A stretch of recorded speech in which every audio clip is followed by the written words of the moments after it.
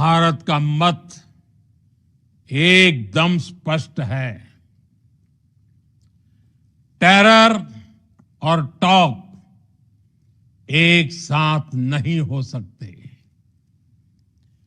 Terror और trade एक साथ नहीं चल सकते और पानी और खून भी एक साथ नहीं बह सकता। সোমবার রাতেই পেহেলগাঁও হামলা ও অপারেশন সিঁদুর নিয়ে জাতির উদ্দেশ্যে ভাষণ দেন প্রধানমন্ত্রী নরেন্দ্র মোদী। কড়া ভাষায় বুঝিয়ে দেন শরীফের পাকিস্তান আক্রমণ করলে 1 ইঞ্চি জমিও ছাড়বে না ভারত। সাফ জানান সন্ত্রাসবাদীদের চোখ রাঙানি ভারত সহ্য করবে না।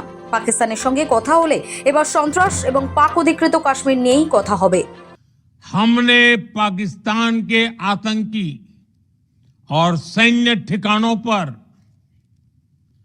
अपनी जवाबी कार्रवाई को अभी सिर्फ स्थगित किया है।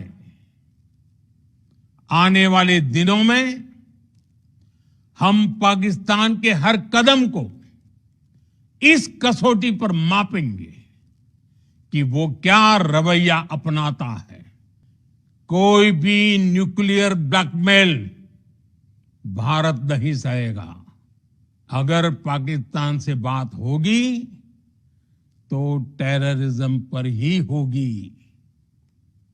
अगर पाकिस्तान से बात होगी तो पाक ऑक्युपाइड कश्मीर पीओके उस पर ही होगी। তবে প্রধানমন্ত্রী মোদীর হুঁশিয়ারির পরই ফের জম্মুর সাম্বা সেক্টর ও পাঞ্জাবের একাধিক জায়গায় ড্রোন হামলা চালানোর চেষ্টা করে পাকিস্তান। তবে সঙ্গে সঙ্গে যোগ্য জবাব দেয় ভারতীয় সেনা। ড্রোনগুলিকে নিষ্ক্রিয় করা হয়, তবে নিরাপত্তার কারণে একাধিক জায়গায় ব্ল্যাকআউট করে দেওয়া হয়। সোমবার রাতে প্রধানমন্ত্রী মোদীর ভাষণের পরই জম্মু কাশ্মীরের সাম্বা সেক্টরে বেশ কয়েকটি ড্রোন হামলা চালানোর চেষ্টার অভিযোগ ওঠে পাকিস্তানের বিরুদ্ধে।